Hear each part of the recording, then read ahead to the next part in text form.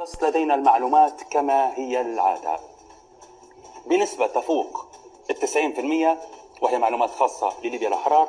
فهد المسماري لاعبنا الأفريقي التونسي بشكل رسمي، أما الإعلان فحيكون على أبعد حد ربما منتصف الأسبوع القادم على أقصى تقدير وفق مصادرنا الخاصة.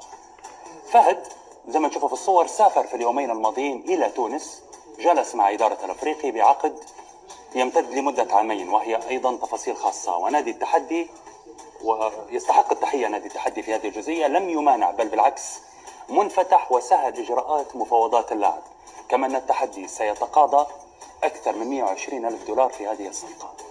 كل الأطراف لا ترغب في الحديث عن هذه الصفقة، وهو أمر مقبول حتى اكتمالها بشقها الإداري، ولكن على الرغم من تكتم اللاعب وإدارة التحدي والأفريقي استطعنا في ليبيا الأحرار من معرفة التفاصيل التي كما أشرت ستنتهي بإعلان الصفقة في اليومين القادمين.